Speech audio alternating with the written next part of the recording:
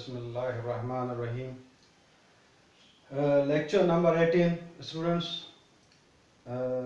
आज का लेक्चर जैसे लास्ट लेक्चर था सिनोनिम्स और एंटोनिम्स का, ऐसे ही बहुत इम्पोर्टेंट है आपके टेस्ट के लिए, क्योंकि जो आज का टॉपिक है वो है प्रीपोजिशन और फ्रेजल वर्ब्स, जो स्पेशली एमकेट स्टूडेंट्स वालों के लिए बहुत इम्पोर्टेंट है। उनके तकरीबन 3-4 सवाल इससे रिलेटेड आ जाते हैं।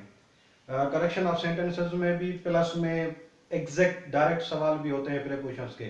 ऐसे ही करेक्शन ऑफ सेंटेंसेस जो हमारे ईकेट के स्टूडेंट्स हैं उनमें भी सवाल आते हैं। टॉपिक है हमारा प्रीपोजिशन पे जल्दी इसलिए आ गए हैं हम क्योंकि आपके जो टेस्ट हैं उनमें ये ज़रूरी चीज़ें हैं और याद करने की चीज़ें, इसलिए मैंने ज़रूरी समझा कि मैंने इनको पहले डिस्कस करना है, बाद में दूसरी ग्रामर जो है उस पर हम डिस्कस करते रहेंगे। अच्छा, प्रीपोजिशन क्या है, हमने पहले कॉन्सेप्ट ले चुके हैं। यहाँ पर बुनियादी कॉन्सेप्ट क्या था कि प्रीपोजिशन ऐसा लफ्ज है जो कह रहा है खुद कि मेरी पोजीशन जो होती है वो प्री होती है, आगे होती है। कैसे आगे होती है? सेंटेंस में हमेशा नाउन और प्रोनाउन से मैं आगे आता हूँ। यहाँ ऐसे समझे कि मैं नाउन और प्रोनाउन को गवर्न करता हूँ, मैं उसको कमांड करता हूँ। नाउन और प्रोनाउन को जब भी आता हूँ तो नाउन और प्रोनाउन को कमांड करता हूँ। अगर नहीं होता तो नाउन और प्रोनाउन वो पीछे से नहीं होता। तो अभी होते हैं प्रीपोजिशन, पोजीशन पहले है। किससे पहले है? नाउन या प्रोनाउन से पहले। ये हमेशा नाउन या प्रोनाउन से आता है। इसके अलावा ये बुनियादी है, इसके अलावा भी कुछ ऐसी स्ट्रक्चर्स हैं जहां पर आपको प्रीपोजिशन रेयरली मिलेगा, आपको या कहीं पर ज्यादा इस्तेमाल किया हुआ मिलेगा। ये adverbs of time and place जो है उससे भी पहले आता है। एडवर्बल फ्रेज से भी आ सकता है और क्लॉज भी इसके पीछे आ सकता है। जाहिर बात है अगर क्लॉज होगा तो नाउन क्लॉज होगा, नाउन से पहले आ जाएगा। एडवर्बल फ्रेज और एडवर्ब, यहां पर एक और अलग पॉइंट है। यहां पर जो हमारे ग्रामेरियन है वो डिवाइडेड है। कुछ कह रहे हैं कि ये जो बाद में एडवर्ब आ रही होगी वो असल में पॉइंट ऑफ टाइम होगी जो नाउन होगी। ऐसे एडवर्बल फ्रेज भी होगा। देखते हैं, इनको हम कवर करेंगे। सेंटेंसेस में हमने कहा था कि ग्रामर जो भी होती है वो सेंटेंस में होती है, तो प्रीपोजिशन भी हमें सेंटेंस में मिलेगा। हम उसको डिस्कस करते हैं सेंटेंसेस में। आप देखते हैं सेंटेंस मिसालें, noun, pronoun, adverb, adverbial phrase और क्लास से पहले। पहला जुमला नाउन से पहले। नाउन से पहले जो जुमला आ रहा है पहले, for example Aslam goes to school। यहां पर देखें नाउन से पहले टू आया हुआ है और उसको उसने अपना ऑब्जेक्ट बना लिया है। अच्छा, प्रीपोजिशन नाउन और प्रोनाउन से पहले आके उसको अपना क्या कर लेता है? ऑब्जेक्ट बना लेता है। तो यहां पर टू स्कूल, स्कूल उसका प्रीपोजिशन का ऑब्जेक्ट है। ये ध्यान में रखिएगा कि ये प्रीपोजिशन का ऑब्जेक्ट है, ये वर्ब का ऑब्जेक्ट नहीं है। वर्ब का ऑब्जेक्ट जो भी होता है उसके बीच में कोई भी प्रीपोजिशन नहीं होती, वर्ब और उस ऑब्जेक्ट के बीच में। अगर कहीं पर मिलेगी तो क्या पॉइंट होगी, वहां पर हम फ्रेजल वर्ब्स में डिस्कस करेंगे। आते हैं तो ये नाउन का हो गया, Aslam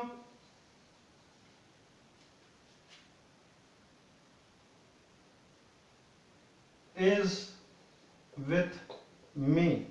Aslam is with me. यहां पर देखें मी प्रोनाउन है और प्रोनाउन से पहले विद आया है और उसको उसने ऑब्जेक्ट बना लिया है। ये प्रीपोजिशन नाउन और प्रोनाउन से पहले आ गई, इसलिए इसको अपना ऑब्जेक्ट बना लिया है और ये प्रीपोजिशन कहलाती है, क्योंकि ये इंग्लिश सेंटेंस में हमेशा नाउन और प्रोनाउन से पहले आती है। आते हैं दूसरी मिसालें, एडवर्ब की मिसाल के I will be done by then. उस वक्त तक मैं कर चुका हूंगा। I will be done by then.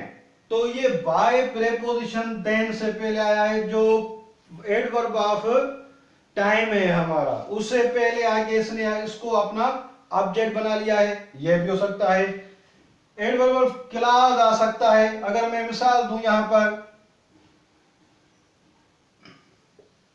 The noise is coming from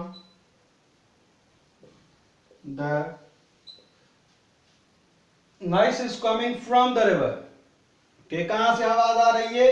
river की तरफ से, दरिया की तरफ से आवाज है, शोर आ रहा है। तो ये यहां पर फ्रॉम क्या हो गया? प्रेपोजिशन, और द रिवर हमारा क्या है? ये हमारा हो गया नाउन। मगर अब अगर मैं कहूं कि दरिया के परले पार से आवाज आ रही है, तो मैं कहूंगा अक्रॉस द रिवर। तो अभी देखिए, the noise is coming from across the river. कहां से आ रही है? Across the river. ये ग्रुप ऑफ वर्ड हो गया और ये फ्रेज है, क्योंकि ये वेयर का जवाब दे रहा है। मैंने आपको बताया था कि व्हेन, वेयर, हाउ, वाई का जवाब देने वाले जो होते हैं, जो कंस्ट्रक्शंस होती हैं, वो हमारी क्या होती हैं? एडवर्ब होती हैं। आते हैं class. I don't believe in what you say। I don't believe in what you say। अच्छा, what you say group of word है। ग्रुप ऑफ वर्ड या तो फ्रेज या क्लास होता है। अगर उसमें वर्ब होता है तो वो सब्जेक्ट वर्ब होता है, तो उसको हम क्लास कहते हैं। यहाँ पर से क्या है हमारा? से यहाँ पर वर्ब है, इसलिए क्लास हो गई हमारी। और क्लास किसके बाद आई है? प्रेपोजिशन के बाद। तो ये हमारे जो प्रेपोजिशंस होते हैं वो या तो नाउन या प्रोनाउन या एडवर्ब, नाउन और टाइम और प्लेस दिखाने वाले, उनसे भी पहले आते हैं। एडवर्बल क्लास के, फ्रेज के पीछे भी आते हैं, पहले भी आते हैं। और क्लास भी इनका ऑब्जेक्ट हो सकता है। ये हो गई कि कहां पर आते हैं। प्रेपोजिशन का एक और भी सवाल होता है, वो ये होता है कि ये सिस्टम देखें, दिस आई इंसिस्ट ऑन। जब भी जो प्रेपोजिशन का ऑब्जेक्ट होता है उस पे जोर दिया जा रहा होता है, प्रेपोजिशन को ऑब्जेक्ट सेंटेंस में एम्फसाइज उस पर दी जा रही होती है, तो वो सेंटेंस से पहले भी लेके आते हैं या प्रेपोजिशन से पहले आ जाती है। यहां पर देखें, असल में ऑन का जो ऑब्जेक्ट है वो दिस है, जबकि दिस पे एम्फसाइज करने के लिए हम इसको सेंटेंस से पहले लेके आए, दिस आई इंसिस्ट ऑन, इस पे मैं जोर देता हूं, आई इंसिस्ट ऑन। तो ये आपका हो गया प्रेपोजिशन तो है, मगर उसका ऑब्जेक्ट क्या है? डिस्प्लेस्ड है। तो ये भी हो सकता है कि प्रेपोजिशन का जो ऑब्जेक्ट है जाहिर सेंटेंस में उसके पीछे ना पड़ा हो, मगर ये पॉइंट इंपॉर्टेंट ध्यान में रखिएगा, मगर वो प्रेपोजिशन का ऑब्जेक्ट सेंटेंस में मौजूद होगा। अगर सेंटेंस में मौजूद नहीं होगा तो ये कुछ और चीज हो जाएगी। फॉर एग्जांपल, अगर मैं कहूं यू कम इन क्लास, अच्छा, he came in class, he came in class, वो क्लास में आए। क्लास नाउन है, उससे पहले इन आया है, प्रेपोजिशन हो गई है।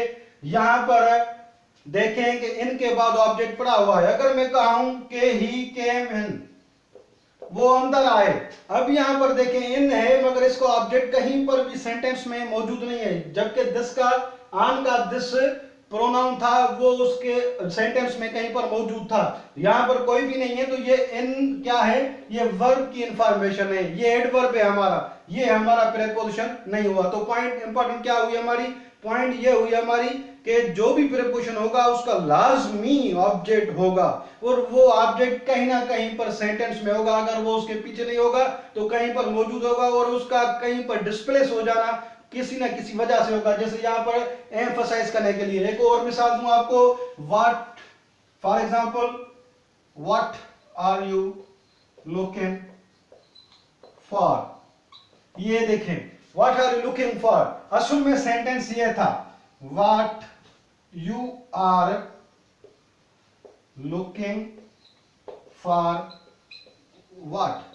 ये जो व्हाट है यहां पर इस्तेमाल हुआ है, ये हमारा इंट्रागेटिव प्रोनाउन है। इंट्रागेटिव प्रोनाउन जब भी होता है तो वो सेंटेंस से पहले आ जाता है, ये इंग्लिश का एक तरीका है, इसलिए वो आगे आ गया है, पहले आ गया है। इसलिए सवाल क्या है कि फार का जो प्रोनाउन है वो तो पहले आ चुका है यहाँ पर, और फार यहाँ पर पीछे पड़ा हुआ है, मगर उसका ऑब्जेक्ट सेंटेंस में मौजूद है। मौजूद होना ऑब्जेक्ट का लाजमी, अगर नहीं होगा तो वो प्रीपोजिशन नहीं होगी। ये पॉइंट इंपॉर्टेंट ध्यान में रखिएगा। आगे आते हैं कि जो प्रीपोजिशंस होते हैं, आपके जो सवाल आते हैं वो किन चीजों को देख के आते हैं। यहां पर दो पॉसिबिलिटीज हैं। एक प्रीपोजिशन ये है कि आप कॉन्सेप्चुअल तौर पे इस्तेमाल करें, कॉन्सेप्चुअल तौर पे इस्तेमाल करते हैं। एक प्रीपोजिशन का सिस्टम ये होता है कि वो क्रेमिंग का ही तरीका होता है, याद ही करने का तरीका होता है। फॉर एग्जाम्पल, जो प्रीपोजिशंस नाउन के साथ इस्तेमाल होते हैं, तो एक पर्टिकुलर नाउन होता है, उसके साथ पर्टिकुलर प्रीपोजिशन इस्तेमाल होती है, वो याद करने का तरीका होता है। वहां पर कॉन्सेप्ट होता नहीं है कि कोई कॉन्सेप्चुअल चीज है जो जिसको हम एक्सप्लेन करें और याद करें। आप वैसे जैसे ही लफ्ज है उसको ऐसे ही हमें इस्तेमाल करना पड़ेगा अटैच प्रीपोजिशन के साथ। ऐसे ही अगर एडजेक्टिव भी हो सकता है और ऐसे ही हमारा कोई वर्ब भी हो सकता है। इसका मतलब नाउन, एडजेक्टिव और वर्ब, नाउन का काम करने वाली चीजें, एडजेक्टिव का काम करने वाली चीजें, और वर्ब जो हमारे हैं उनके साथ पर्टिकुलर प्रीपोजिशंस हैं। हमारी पर्टिकुलर प्रीपोजिशंस याद करनी पड़ती हैं हम। जबकि कुछ ऐसी प्रीपोजिशंस हैं जिनका कॉन्सेप्ट है। कॉन्सेप्ट ये है कि इन कहां पर इस्तेमाल करना है, आउट कहां पर इस्तेमाल करना है, बिटवीन और अमंग कहां पर इस्तेमाल करना है हमें, बिटवीन दो चीजों के बीच में और अमंग दो से ज्यादा चीजों के बीच में। तो ये कॉन्सेप्चुअल चीजें हैं और ये क्रेमिंग बेस्ड चीजें हैं, यहां पर याद करनी पड़ेगी आपको। अगर याद ना किया तो ये जो प्रॉब्लम होगा, आपका सेंटेंस होगा वहां पर एग्जाम में होगा, वो आप हल ना कर सकोगे। ना सिर्फ वहां पर पेपर में बल्कि आम लाइफ में भी जब भी आप लिखेंगे या बोलेंगे तो वो उसी प्रीपोजिशन के साथ नाउन इस्तेमाल करेंगे, एडजेक्टिव इस्तेमाल करेंगे, और वर्ब के साथ वही प्रीपोजिशन जो पर्टिकुलर्स के साथ लगती है वो इस्तेमाल करेंगे। अगर अपनी तरफ से आप लगाओगे तो वो सेंटेंस ही गलत हो जाएगा आपका लिखने में और बोलने में। आते हैं मिसालें दें। For example, Aslam is fond of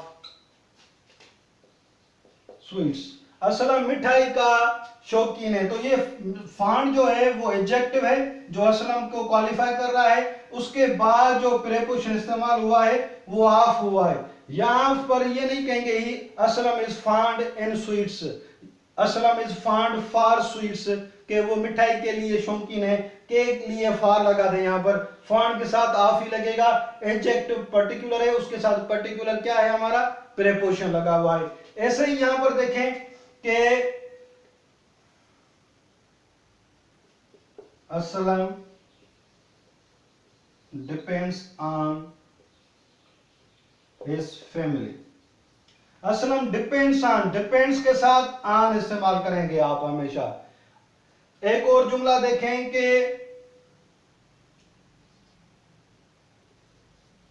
our university has got affiliation with फलां XYZ system। our university has got affiliation, affiliation noun है और उसके बाद with आया है, तो affiliation के साथ हमेशा with आएगा। तो ये ऐसे नाउन, एडजेक्टिव्स और वर्ब्स हैं जिनके साथ पर्टिकुलर प्रीपोजिशन इस्तेमाल होती है और पर्टिकुलर तरीके से याद करना होता है। प्रीपोजिशन जो भी होते हैं हमारे, जो होते हैं वो किन सूरतों में भी मिल सकते हैं, ये देखें। Aslam is in class, Aslam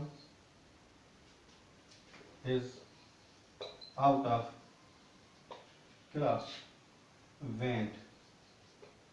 went out of class। Aslam is nothing without you। Aslam did according to your advice। यहां पर देखिए according to, without, out of, in, और considering your suggestion, it's 9 o'clock। यहां पर देखें, पहले जुमले में इन प्रीपोजिशन नाउन से पहले आया है, दूसरे में आउट ऑफ दो अल्फाज हैं और अलग अलग हैं, आउट भी और ऑफ भी। क्लास नाउन से पहले आई हुई है, विदाउट दोनों साथ हैं और यू प्रोनाउन से पहले आया हुआ है। अकॉर्डिंग टू दो अल्फाज हैं और यू प्रोनाउन से पहले आया हुआ है। कंसीडरिंग यूर सजेशन नाउन है हमारा, उससे पहले कंसीडरिंग आया है। और इट्स 9 o'clock, क्लॉक से पहले ओ क्लॉक यहाँ पर, ये असल में ओ नहीं है, ऑफ है। 9 ऑफ क्लॉक, 9 जिसको हम 9 o'clock 9 ऑफ क्लॉक कहते हैं, ये ऑफ है हमारा। तो इसी बुनियाद पे प्रीपोजिशंस की अहकाम में, अगर सिंपल है तो उसको सिंपल प्रीपोजिशन कहा जाता है, अगर डबल है तो उसको डबल प्रीपोजिशन कहा जाता है, अगर दो साथ मिली हुई हैं तो उसको हम कंपाउंड प्रीपोजिशन कहते हैं। अगर दो प्रीपोजिशंस मिलके एक यूनिट बनाते हैं, ग्रुप ऑफ वर्ड बन जाता है। ग्रुप ऑफ वर्ड हमारा क्या होता है, यहाँ फ्रेज या क्लॉज होता है, तो इसमें वर्ब नहीं है तो वो फ्रेज हो जाएगा, तो ये फ्रेज प्रीपोजिशन हो जाएगा। ये इंग लगा के प्रीपोजिशन बना हुआ है, इंग लगा हुआ होता है तो हमारा पार्टिसिपल होता है, तो पार्टिसिपल हम प्रीपोजिशन उनको कहते हैं। ऐसे ही 9 o'clock ये छुपी हुई प्रीपोजिशन है, डिस्गाइज्ड है, हिडन है, तो हम इसको डिस्गाइज प्रीपोजिशन या हिडन प्रीपोजिशन कहेंगे। ये था प्रीपोजिशन की अकसाम थी। प्रीपोजिशन कहां पर होता है, जहन में आ गया, किन के साथ लगता है, कॉन्सेप्चुअल भी होते हैं, क्रेमिंग बेस्ड भी होती हैं, नाउन के साथ भी इस्तेमाल होती हैं, एडवर्ब के साथ भी इस्तेमाल होती हैं, एडजेक्टिव और नाउन के साथ और वर्ब के साथ इस्तेमाल होती हैं। तो ये चीजें आपको कुछ ऐसी हैं जो याद करनी है, कुछ ऐसी हैं जो समझनी है। आपकी जो चीजें हैं याद करनी है, जो आपकी बुक में फर्स्ट ईयर इंटर की बुक में लिखी हुई है, मैंने इसी लेक्चर में, यहाँ पर जो लेक्चर है उसी में जो ये यूट्यूब लिंक है वहां पर डिस्क्रिप्शन में, वहां पर मैं पीडीएफ फाइल में वो लिख के आपको भेज रहा हूं, उनको आप पढ़िएगा, समझिएगा, अगर कोई सवाल हो तो पूछ लीजिएगा। वो कॉन्सेप्चुअल भी हैं और याद करने की भी चीजें हैं। याद करने वाली चीजें मैंने जो हैं वो फोटो ली हैं रेन एंड मार्टिन की बुक में, अगर आपके पास रेन एंड मार्टिन की बुक है तो वहां से आप पढ़ लीजिएगा, वरना जिनके पास नहीं है मैं उनको पीडीएफ फाइल में उनके तरफ लिंक में भेज रहा हूं, वो क्लिक करके वहां से डाउन कर दें और जब भी आप चाहें तो वो वहां से डाउनलोड कर दीजिएगा। ये जो लेक्चर में दे रहा हूं उनके साथ जो भी मेरी लिंक होगी या रीडिंग्स होंगी वो मैं लिंक में देता जाऊंगा। आप मेरे लेक्चर को हमेशा फॉलो करते वहां पर लिंक को जरूर चेक कर दीजिएगा कि कहीं पर वहां कोई चीज तो नहीं दी गई, तो वहां पर वो जरूर चेक देखिएगा। प्रीपोजिशन फिलहाल यहां तक पढ़ते हैं क्योंकि ये है याद करने का तरीका। बाकी इनके डिटेल इश्यूज और प्रॉब्लम्स और मिस्टेक्स हैं वो अलग अलग टॉपिक में हम पढ़ेंगे। नाउन की प्रॉब्लम्स, इश्यूज और प्रोनाउन के कौन कौन से प्रॉब्लम्स होते हैं उनको अलग डिस्कस करेंगे। वहां पर बहुत ज्यादा आपको ये एक्सक्लूसिव याद रखेगा, आ जाएगा समझ में। मगर मसला है याद करने वाली चीजें तो याद ही करनी पड़ेंगी, इसलिए मैंने ये लेक्चर बनाया और आपको वो सजेस्टेड रीडिंग्स भी दे दिए। इनको आपको पढ़ना है, याद करना है। ये आपको क्या फायदा देगा, जैसे कि आपको मैंने बताया था कि सिनोनिम्स और एंटोनिम्स की लिंक दी थी, ऐसे ही मैंने प्रीपोजिशन की भी दे रहा हूं। ये चीजें याद करने से आपको ये भी फायदा होगा कि आपकी कॉम्प्रिहेंशन का जो मसला होगा वो भी हल होगा। कॉम्प्रिहेंशन में भी ये चीजें डिस्कस की गई होती हैं। अच्छा, आखिरी इसके साथ रिलेटेड जो मसला है जो यहाँ पर मैं डिस्कस करना चाह रहा हूं, और आपकी इसमें लिंक में भी मैंने वो एक पीडीएफ फाइल भेजी है, उनकी लिस्ट भी भेजी है जो इंटर की किताब में से है, इंटरमीडिएट की किताब में से है। वो है आपके फ्रेजल वर्ब्स। जब हम कह रहे हैं फ्रेजल और वर्ब्स कह रहे हैं तो ये क्या है, वर्ब्स ही हैं, और फ्रेज की सूरत में इसका मतलब ग्रुप ऑफ वर्ड्स हैं। मगर ये जो ग्रुप बन रहा होता है या तो उनके साथ प्रीपोजिशन लग रहा होता है या एडवर्ब लगा हुआ होता है, या प्रीपोजिशन या एडवर्ब, और वो प्रीपोजिशन और वो एडवर्ब्स किसका ऐसा होते हैं, उसी वर्ब का ऐसा होते हैं, वो अलग नहीं होते। जैसा कि अगर मैं कहूं असलम